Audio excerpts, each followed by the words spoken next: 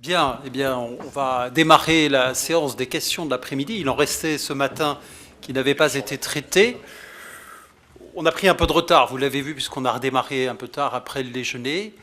Donc, je crains, s'il y a beaucoup de questions, que l'on ne soit amené à supprimer la pause. Mais je crois que comme il n'y a rien de prévu pour vous sustenter, c'est probablement ce qui va arriver. Alors je commence à préparer le terrain pour qu'il y ait une acceptabilité qui se fasse sur ce que finalement les organisateurs ont décidé.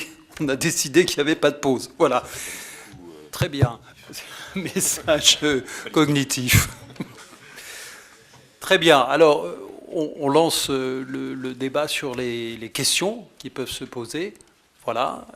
Si Jean-Luc, tu veux bien donner le micro. Vous rappelez votre nom les uns et les autres et on va essayer de regrouper quelques questions. Antut, coopérative forestière de la Somme et du Pas-de-Calais. J'ai écouté avec beaucoup d'attention l'exposé du monsieur qui nous a parlé du matériel pour préparer le terrain. Alors j'aimerais qu'il nous donne une idée du prix de revient d'un sol qui vient d'être exploité mais qui a encore des souches que l'on veut mettre à blanc complètement pour planter de nouveau, parce que le coût à l'hectare est quand même quelque chose d'intéressant à savoir pour des gens qui ont une certaine expérience. Donc là, c'est une question pour Loïc Cotten, entre autres, mais il y a peut-être d'autres questions qui veulent se regrouper. Madame, au fond.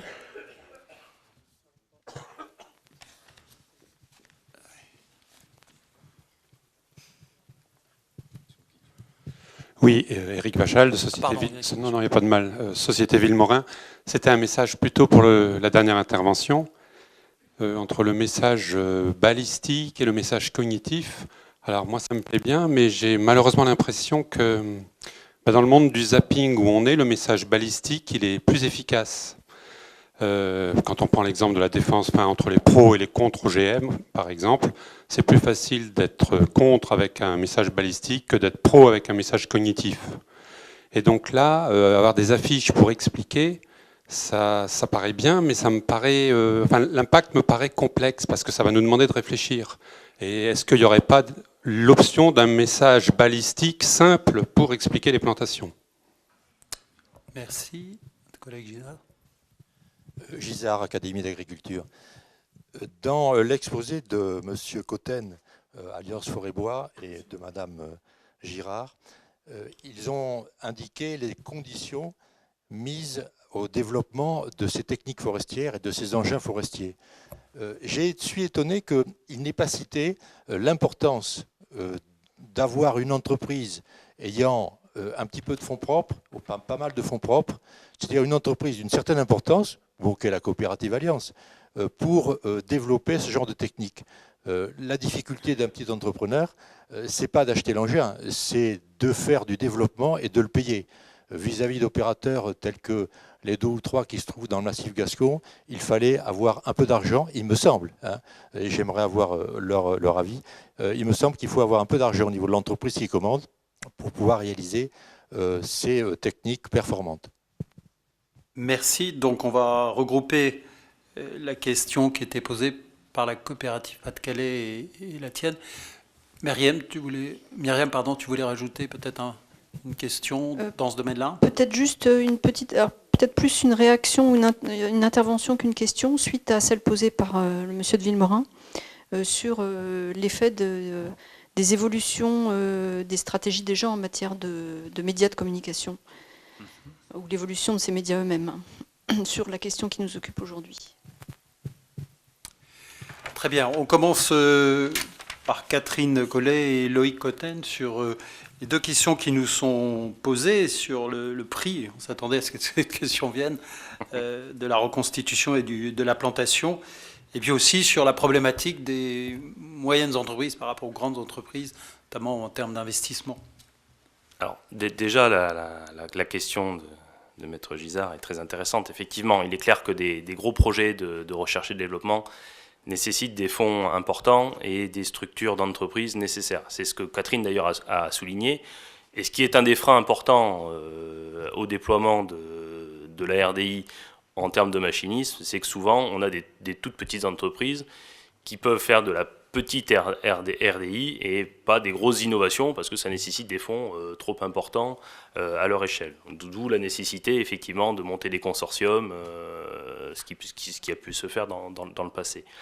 Pour la question de nos confrères de la coopérative, c'est toujours délicat de parler de prix parce que ça dépend du contexte, du diagnostic dont parlait fort justement Catherine. Maintenant, il est clair que on essaie de travailler de plus en plus les outils de manière à travailler avec les contraintes que l'on a, notamment à travailler avec les souches. On n'est plus obligé, alors tout dépend de la densité, tout dépend effectivement, c'est sûr que si j'ai 200 souches à l'hectare ou si j'en ai 2000, je ne pourrais pas faire la même chose, on est bien d'accord. Mais en tout cas, la plupart des engins et des développements qui sont faits, on travaille de manière à ce qu'on puisse travailler avec les souches sans être obligé de les enlever. Ou à minima, dans certains cas de figure, on peut être amené simplement à les raboter, je dirais au niveau du sol, soit par des dents de rognage ou voire dans des cas vraiment des broyeurs. Mais ce n'est pas forcément pour l'opération de préparation du sol, c'est plus par rapport à des engins d'entretien qui peuvent être amenés à intervenir après. C'est le cas du peuplier par exemple. Où en peuplier, maintenant, avant, systématiquement, il se dessouchait. Maintenant, on dessouche quasiment plus, du moins sur le territoire d'Alliance Forêt-Bois.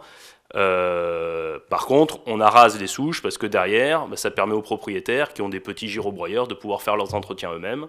Parce que s'il y a des souches, ce qu'ils ne pourraient pas faire. Donc, c'est ce qu'on disait avec Catherine, hein, c'est que on ne peut pas raisonner à une seule opération. Il faut bien qu'on regarde la chaîne jusqu'aux entretiens. Et c'est le matériel qu'on a à disposition dans l'écosystème dans lequel on est qui va aussi nous donner un certain nombre de contraintes. C'est pas la peine de s'imaginer des outils si j'ai pas d'entrepreneurs qui ont et des techniques qui sont à disposition. Donc c'est pour ça qu'on est aussi obligé d'adapter les itinéraires techniques au cortège, je dirais, d'entrepreneurs que l'on a. Alors, je ne réponds pas sur la question de prix, parce que c'est très compliqué de répondre, mais en tout cas, sur les histoires d'itinéraires techniques, et d'un point de vue technique, on est capable de s'affranchir des souches, sous réserve, effectivement, d'une densité raisonnable. Voilà. Je ne sais pas si tu veux dire compléter, Catherine. Merci. Alors, sur le deuxième volet de questions, c'est comment faire passer le message, hein. Julie Matagne, vous apportez une réponse ou un éclairage. Il y avait aussi l'éclairage qu'a apporté Myriam en disant est-ce qu'il faut être punch ou est-ce qu'il faut avoir un message le plus complet possible avec le risque qu'il ne soit pas audible si on a déjà zappé voilà. Sur un autre sujet. Comme je l'ai dit au début de mon exposé, nous on s'inscrit dans une communication qui est éducative, donc on veut vraiment essayer de faire en sorte de prendre le public comme des penseurs éclairés et pas lobotomiser des cerveaux qui seraient passifs. Voilà, c'est une prise de position qu'on prend. On a envie de faire confiance au public qui a ses compétences et on est dans une visée éducative. C'est le premier point que je voudrais dire. Alors par rapport à ce modèle balistique, est-ce qu'il est plus efficace? Je pense que ça dépend du message qu'on veut faire passer et du but de l'intention qu'on a au départ. Si votre message il est de dire les plantations c'est bien, enfin je ne sais pas quels pourraient être vos messages, ben oui vous pouvez faire des messages simples, mais j'ai quand même des doutes sur le fait que ça passe, étant donné qu'on voit qu'il y a des représentations qui, à la base, vont faire en sorte que vous ne serez pas entendu parce que les gens ne veulent pas qu'on abatte des arbres. Alors, on a souvent tendance à copier ce qu'on voit, et c'est pour ça, je pense qu'on est dans un modèle publicitaire, parce qu'elle prend énormément de place aujourd'hui, et la communication éducative, elle a peu de place. Mais je pense qu'il faut oser faire une communication différente, qu'il faut oser la complexité, si on veut se faire comprendre, si votre objectif c'est de faire comprendre votre métier, de faire comprendre la complexité de vos thèmes. Juste pour donner un exemple, j'avais donné, donc dans mon étude, j'avais soumis à des étudiants une affiche qui disait le papier ne détruit pas la forêt, qui était fait par les acteurs du milieu du papier. Donc l'affiche, c'était un gros slogan avec « le papier ne détruit pas la forêt ». Et quand je demandais à mes jeunes d'interpréter cette affiche, ils me disaient, pour une part, « le papier détruit la forêt ». Donc je leur demandais le message de l'affiche, il y a une résistance telle, ils sont dans des idées qui sont vraiment fixes et rigides, qui fait que vos messages ne seront pas entendus. Alors, je ne sais pas, hein, il faut peut-être tester, mais je pense que tout dépend de l'intention que vous avez au départ. Bien, vaste problème. On pense au président Picard qui va lancer avec tous des actions de communication, ça nous laisse des débats. Alors, certainement dans la table ronde. Alors, Hervé à ma gauche, et puis il y a aussi ici. Oui, tu as un micro, Hervé.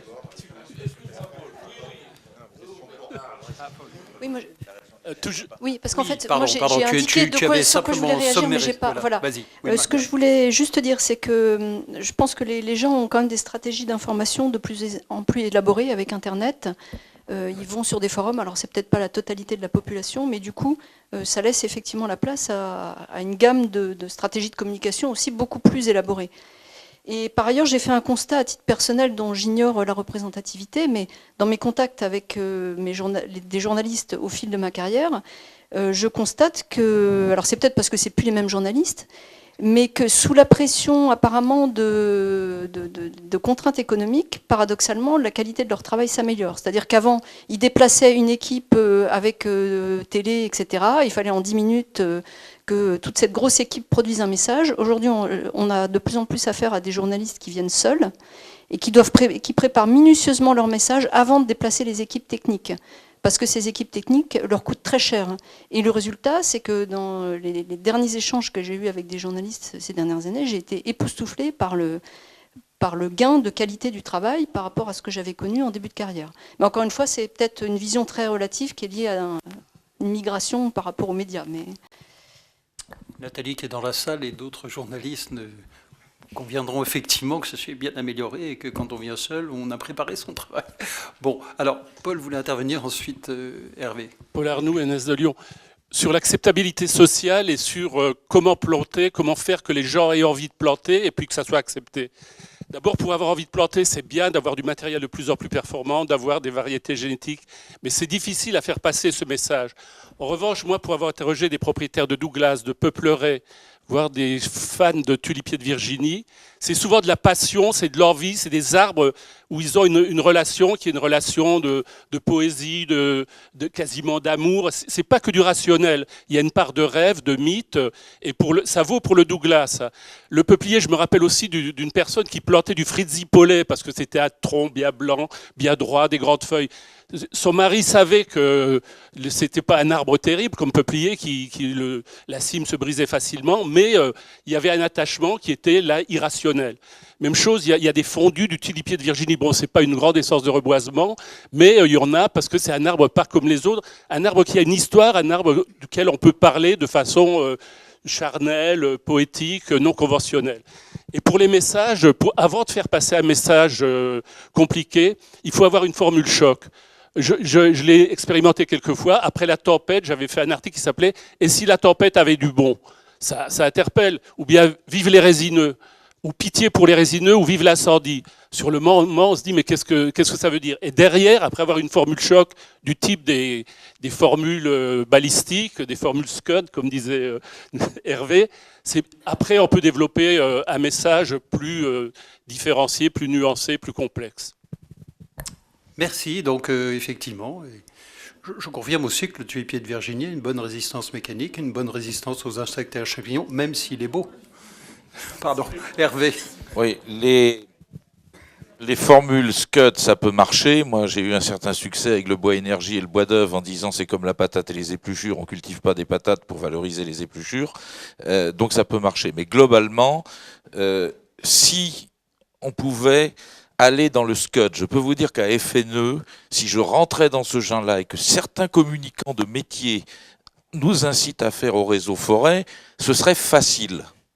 Ce serait facile parce qu'on sait qu'on ferait une espèce de populisme écologique et on pourrait tenir un discours, couper un arbre, c'est détruire la forêt. Au passage, d'ailleurs, je signale, ici, il y a un certain nombre de gens pro-plantation qui ont une communication boomerang.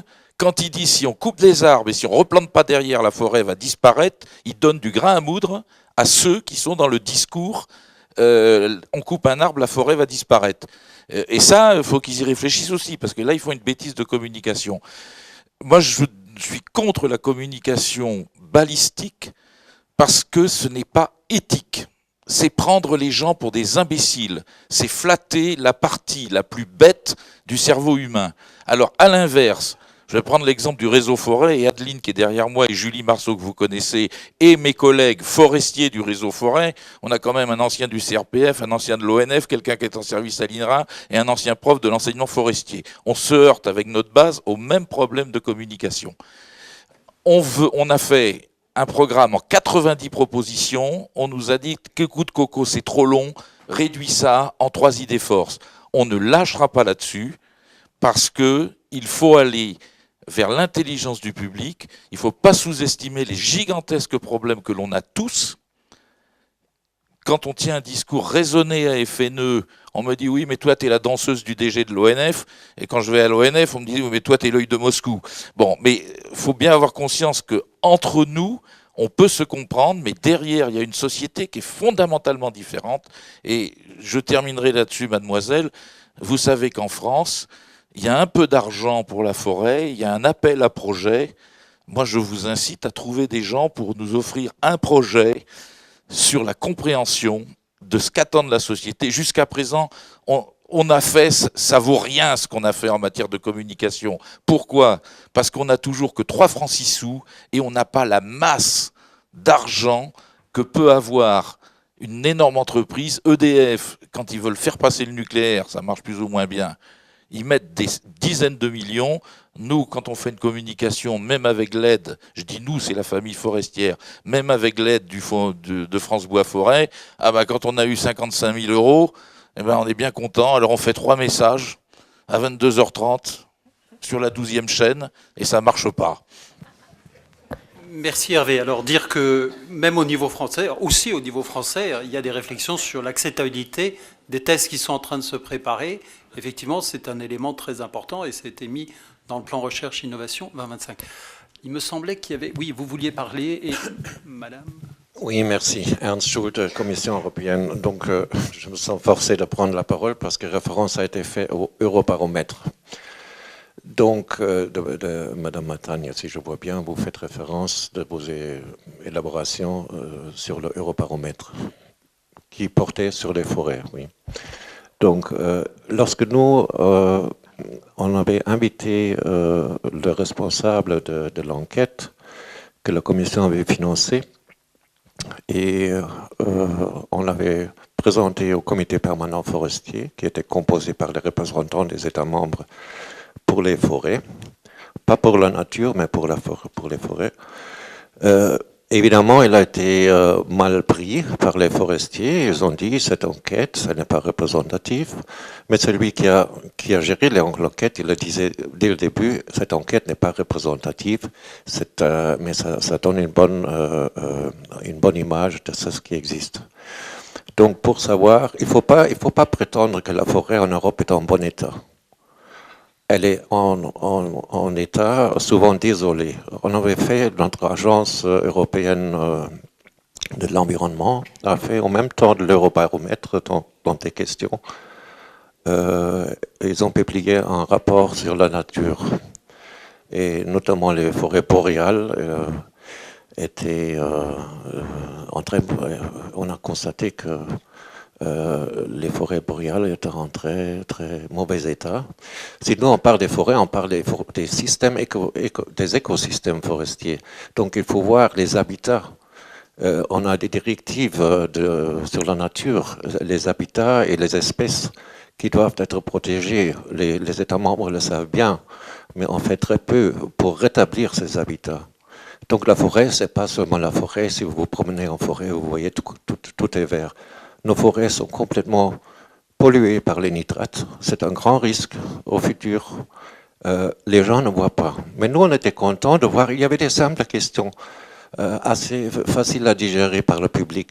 Donc on a demandé quel usage doit être fait des forêts. Si je me souviens bien, il y avait une question qui a été répondue par le public qui disait que je voudrais bien que la forêt serve à maintenir à être conservés pour des raisons climatiques et pour la récréation. Deuxième priorité, c'était la biodiversité. Et une des dernières priorités, c'était l'usage pour des raisons énergétiques. Donc, il y avait des questions faciles. Donc c'était un commentaire avec disant il y a une courbe de Gauss et tout n'est pas aussi beau, peut-être un peu pessimiste, non? Mais enfin bon, vous vouliez poser une question peut-être à un des intervenants? Non? C'était juste pour faire le commentaire et je veux ajouter, moi aussi j'ai étudié les sciences forestières en Allemagne. Je sais que les forestiers qui enseignent, votre public que vous avez interrogé, c'est des gens qui sont enseignés par les dogmes qui existent. Une forêt doit être là pour être exploitée. Ça aussi, il faut tenir en mémoire. Bien, c'est une position, il y a peut-être des réactions, des remarques. Voilà, ah oui, Madame la sous-directrice. Merci. Je ne vais pas réagir aux interventions qui étaient faites, mais seulement à l'intervention de monsieur, puisque je ne la partage absolument pas. Ça fait 4 ans pratiquement depuis l'arrivée de notre Beurzex, sous-directrice au ministère de l'Agriculture. On essaie de porter une nouvelle vision de la forêt. En France en tout cas, et de passer un message qui est très simple, alors je suis tout à fait d'accord avec madame, qui n'est pas compris du grand public, et nous avons un énorme travail à faire, mais la forêt c'est 3 choses, c'est un aspect économique, c'est un aspect environnemental et c'est un aspect social, et nous sommes tous capables, les méthodes de plantation qu'on présente aujourd'hui, mais la sylviculture en général, nous sommes tous capables de concilier parfaitement ces 3 ambitions. Donc je crois qu'on ne peut pas laisser dire que nos forêts, en tout cas en France, sont en mauvais état. Elles ne sont certainement pas polluées par les nitrates. On a une forêt qui est en bon état environnemental. Par contre, elle a un problème économique. La forêt française est sous-exploitée. Les plantations ne sont pas suffisantes. Et moi, je me permets, mais je serai à la table ronde tout à l'heure pour féliciter ce colloque. La plantation est utile, la plantation n'est pas une mauvaise chose pour la forêt. Un arbre qu'on coupe n'est pas un arbre qui meurt, c'est un arbre qui revit. Donc je veux qu'on puisse le dire très clairement. Et la filière française est en train de s'organiser avec une prise de conscience très claire des enjeux environnementaux. FNE est intervenu tout à l'heure, vous l'avez dit je crois ce matin, nous avons un programme national de la forêt et du bois qui est très volontariste en matière économique mais qui ne méconnaît absolument pas les enjeux environnementaux. Nos amis de FNE l'ont d'ailleurs voté. Donc moi je tiens à vous dire aujourd'hui que je ne suis pas du tout d'accord avec le discours qui est porté là et que ce n'est pas le message que porte le gouvernement français. Merci Véronique. C'est peut-être important qu'on ait les 2 points de vue. Puis il y a des gens qui ont été formés par peut-être des dogmatiques, mais qui ont fait 40, 50 ans, 60 ans de carrière et qui ont aussi des idées réelles. Et quelquefois, ils confirment les idées qu'ils ont eues au moment où ils ont été formés. J'en suis. Merci. D'autres... Pardon, oui, c'est vrai qu'il y avait 2 questions à gauche. Et bien sûr, après Mary et Madame aussi, vous aviez posé une question. Oui. Émile Chaudet de l'Académie d'agriculture. Moi, j'ai été très bien impressionné par l'exposé de Madame Matagne. Et je crois que pour déborder le cadre de la forêt, je crois que l'agriculture, notamment, est actuellement matraquée par un certain nombre de messages balistiques, pour reprendre le terme, et que cette approche mériterait d'être transférée activement dans les autres sections de notre compagnie. Et pour être plus précis, je compte sur la section 2 pour d'abord distinguer cette thèse, au moins l'étudier, et en faire une promotion active vis-à-vis des autres sections. Voilà. Merci, chers collègues. Mais merci pour Julie, bien entendu. Alors, Madame avait demandé la parole il y a effectivement pas mal de temps. Et ensuite, on a 2 demandes.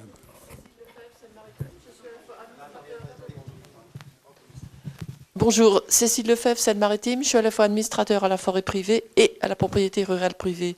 Et c'est à ce titre que j'ai découvert que dans Nord-Pas-de-Calais, vous aviez 80% des propriétaires qui avaient le statut ce fameux statut du fermage, qui est d'ordre public, auquel on ne peut se déroger, et c'est ce qui incitait certains d'entre eux, quand ils arrêtaient leur activité, à planter. C'est une découverte pour moi, je ne sais pas si les autres étaient au courant et si ça se pratique dans d'autres régions. Donc la motivation principale pour planter de ces gens-là, c'est de récupérer leurs terres pour contourner la SAFER. C'est toujours l'éternel problème de la SAFER. Donc peux confirmer ce qui a été dit. Je ne sais pas si Maxime ou... Oui. Je vais te dire, Jean Boucher. Alors effectivement, je confirme les propos que j'ai tenus sur le fait que 80% du statut est en fermage et que les statuts actuels des bois agricoles ne sont pas favorables pour les propriétaires. Après, de là à dire que c'est une conséquence directe sur les questions de boisement, je ne franchirai pas le pas. Mais évidemment, il me semble que c'est une explication, mais en tout cas, il n'y a pas forcément un lien de cause à effet. Voilà. Alors, oui, c'est toujours à deux voix, là. Ouais, j'ajouterais juste que c'est tout au moins un facteur prédisposant. Les autres étant aussi importants, la chasse, la valeur du foncier. Alors, j'ai pas cité, et je m'attendais éventuellement à une question sur le sujet, la production. Alors, nous, on l'inscrit dans les documents d'orientation, dans nos anciennes ORF, orientation régionale forestière, on a la vocation d'augmenter la surface boisée de la région pour augmenter la capacité de production. Mais il est vrai que quand on discute avec les gens qui boisent, leur première intention dans notre région, c'est pas la production, c'est d'abord constituer un patrimoine, c'est d'abord constituer un territoire de chasse, et c'est tout le travail des organismes professionnels ensuite, CNPF, coopératives, experts, que de les amener à faire en sorte que ce boisement rentre dans des démarches de production. Alors, à droite, on avait une demande de président SIAT, et puis Jean-Luc, après, tu interviendras, et ensuite, Myriam, j'ai pas oublié ta question.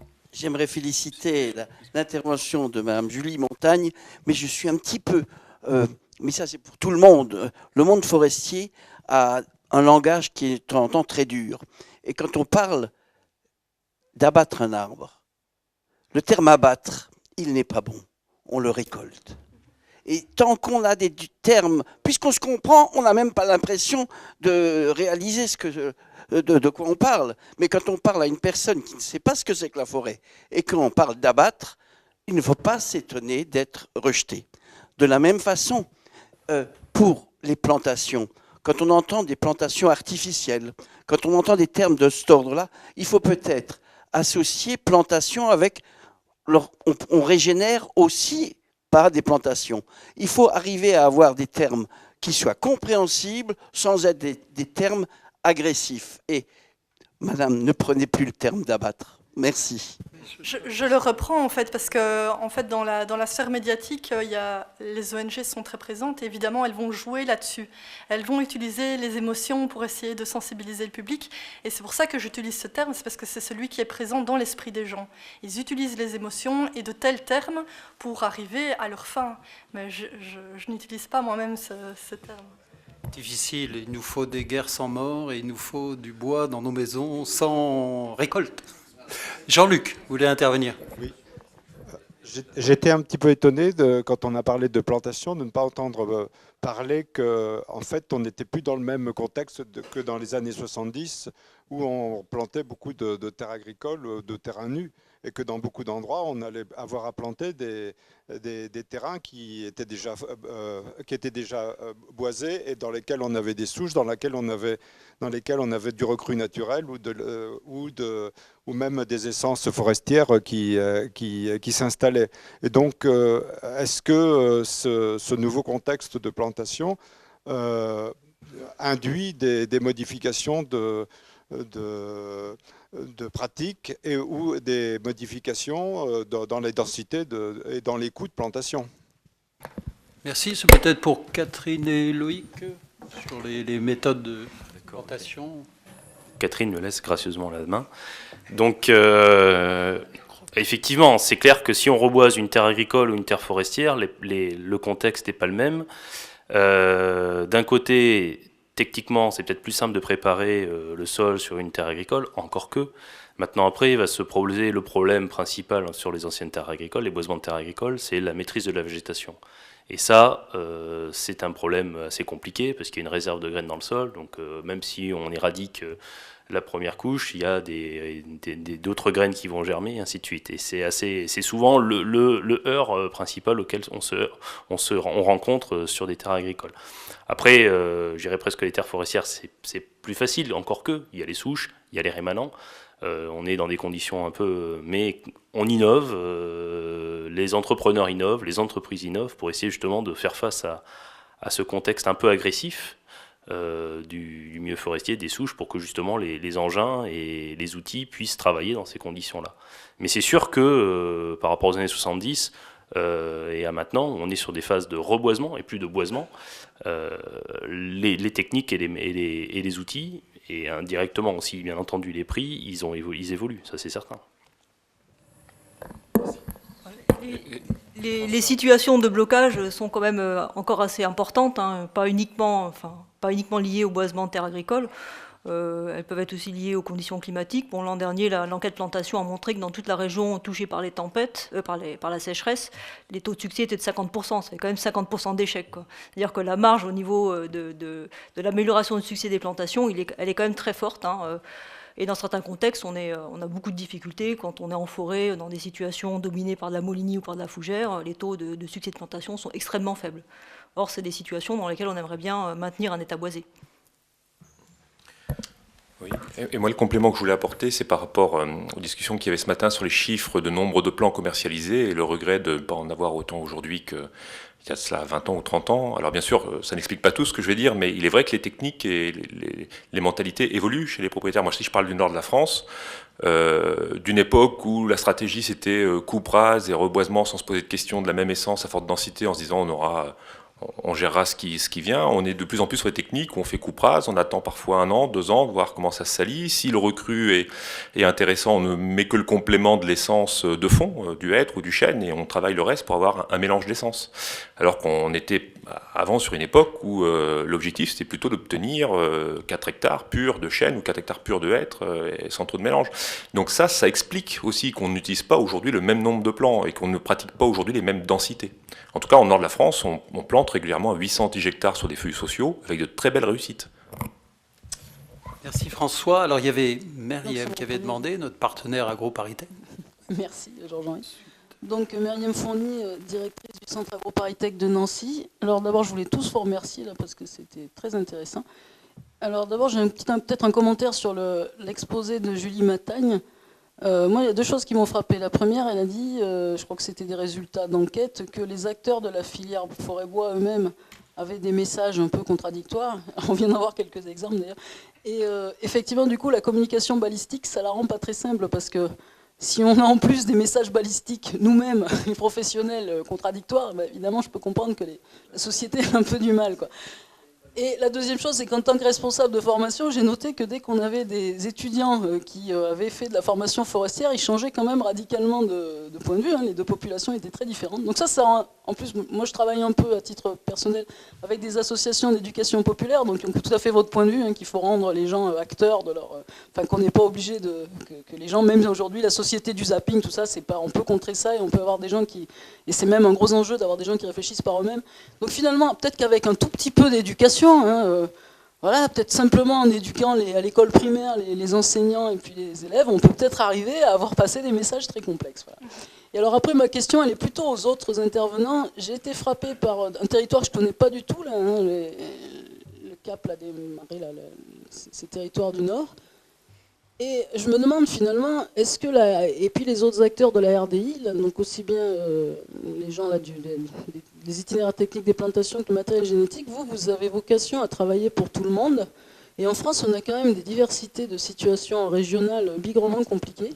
Donc ma question elle est plutôt pour eux, c'est comment vous faites en fait, comment vous pensez faire, quelles sont vos difficultés, comment on fait quand on est en France pour arriver à satisfaire toutes ces demandes régionales qui sont aussi différentes. Merci. Alors 30 secondes François et 30 secondes Maxime, mais pas beaucoup plus, parce qu'il y a plein de questions. Non ? Aussi. Alors Catherine. Bon, il y a certaines demandes ultra-locales auxquelles les acteurs répondent par eux-mêmes. Hein. Et donc un des enjeux, c'est plutôt d'aller chercher ce qui se passe localement pour voir si ça peut s'exporter. Et ensuite, en termes de recherche, la façon de procéder, c'est nous, on raisonne par grands contextes. On essaye de voir des contextes qu'on trouve à travers le pays, mais et de voir ensuite comment ils se déclinent régionalement. Par exemple, on travaille, nous, sur le reboisement dans les situations de Molini. La situation de Molini, on va en chercher en Alsace, en Bretagne, dans le centre de la France. Mais on n'a pas les moyens de s'intéresser à chaque situation locale. Donc on cherche des grands contextes et après on voit comment ils se déclinent régionalement. Et au niveau des outils, le travail à faire, c'est d'essayer de faire en sorte que les outils qui régionalement fonctionnent, essayer de faire une communication un peu plus large pour que les bonnes solutions qui sont trouvées à un endroit puissent être exportées à un autre endroit. Merci Catherine. Alors, il y a monsieur, ensuite il y a Antoine Damécourt, Madame Debu, et puis toi Stéphane. Oui, Léon Verlaine de l'INRA de Nancy, de l'équipe mission gestion de la végétation en forêt avec Catherine Collet. Nous, dans notre équipe de recherche-développement, on est amené à faire des formations, des interventions, des journées de vulgarisation aux quatre coins de la France, tant au niveau de l'Office des forêts que de la forêt privée. Et donc on observe quand même des choses qui malheureusement mettent tout le monde d'accord et tout le monde dans le même sac. On a actuellement un choix stratégique national de développement de plantation, c'est très bien, tant mieux. Mais, il y a un mais, je pense que pour que cette stratégie se mette en place, il faut vraiment mettre en place aussi un bras armé lourd, efficace et financier qui permette de développer ces idées. Vincent Naudet a donné ce matin les chiffres des plants qui sont produits en France. Il y a un problème majeur qu'on n'a pas abordé aujourd'hui, et moi je le déplore j'étais pas le seul d'ailleurs, je le déplore très profondément.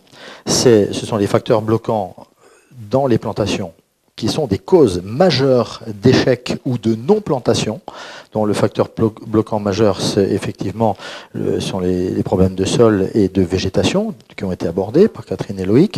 Et il y a un autre facteur bloquant majeur ou de non-plantation, c'est l'impact du gibier. Actuellement, il faut arrêter, on va dire les choses très simplement, on est entre nous, il faut arrêter de se mettre la tête dans le sable et dire que le gibier, c'est un problème annexe de la forêt. Ce n'est pas vrai. Les plantations actuellement en France ne se font pas ou sont dévastées tout simplement parce que le cerf est en train de monter en puissance, le chevreuil est en train de monter en puissance, pour les régénérations naturelles, le sanglier est en train de monter en puissance, accessoirement il consomme des quantités phénoménales de graines, donc la régénération naturelle est bloquée avec ça, donc il faut vraiment prendre conscience de ce phénomène.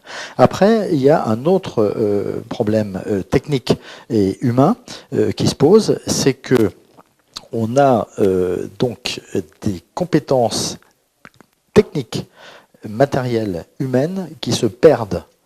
On a actuellement un constat en France, c'est que les gens qui savaient régénérer la forêt et ceux qui ont planté la forêt dans les années 70-80, qui savaient faire, qui avaient un savoir-faire, sont en train de partir, sont partis. Et derrière, il n'y a quasiment plus rien. Donc il faut tenir compte de ce phénomène-là.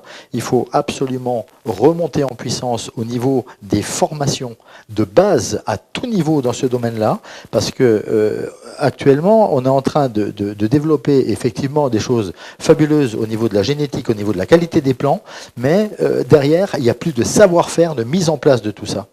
Donc ça ne suffit pas d'avoir du superbe matériel végétal, ça ne suffit pas d'avoir des pépiniéristes qui vous font des plans d'exception.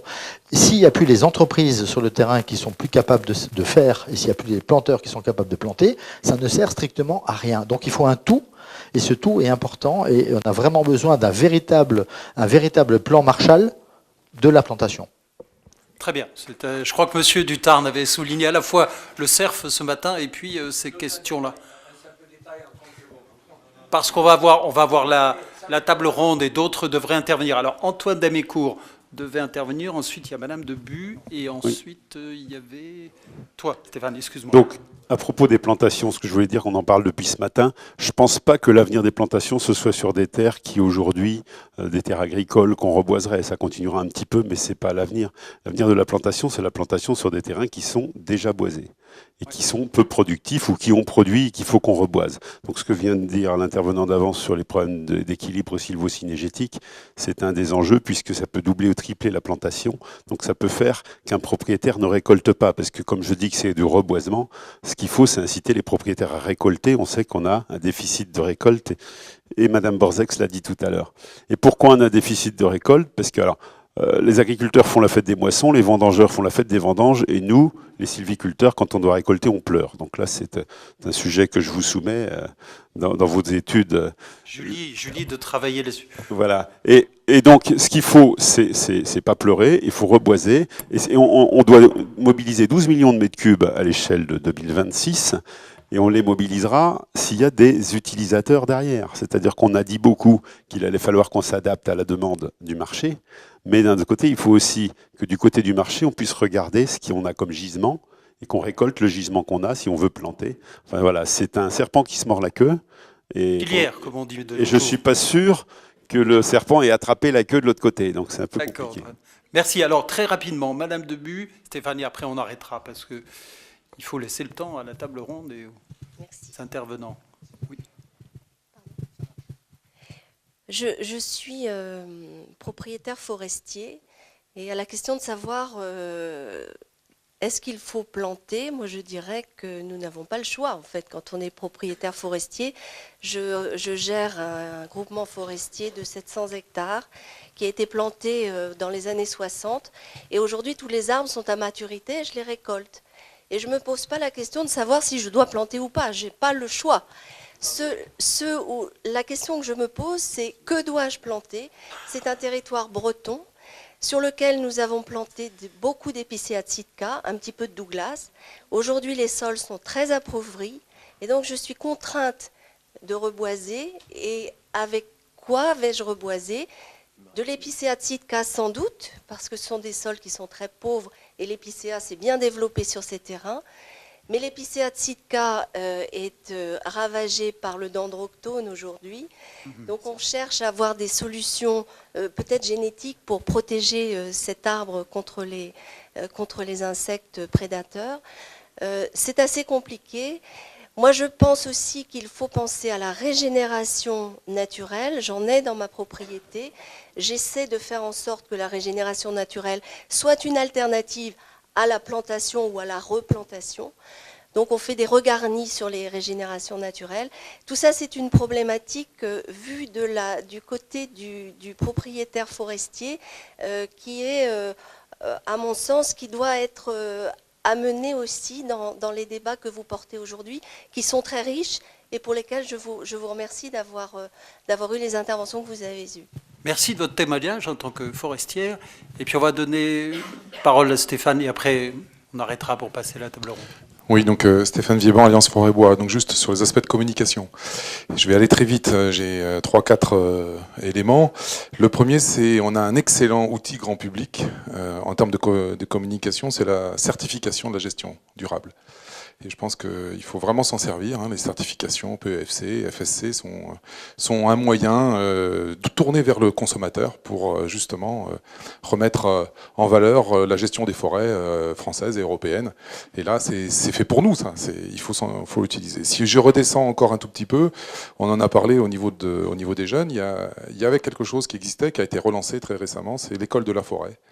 Donc effectivement, il faut que nos enseignants, pour les plus jeunes, comprennent ce cycle forestier. Et je sais que le ministère, et Véronique en a parlé ou en parlera, donc a relancé ça. Et donc cette action est soutenue par le Fonds Plantons pour l'avenir, puisqu'on a bien vu que c'était important.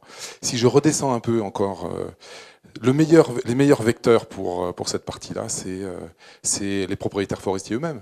Donc c'est des millions, on en parle. Alors que des fois c'est un handicap, il faut en faire quelque chose de positif. Et si nos propriétaires forestiers adhérents aux syndicats, adhérents aux coopératives parlent de la forêt, eh bien ils vont pouvoir essaimer cette bonne parole. Et puis pour finir, vous en parliez un peu tout à l'heure, c'est nos collaborateurs, ce sont les forestiers eux-mêmes qui travaillent dans les organisations forestières.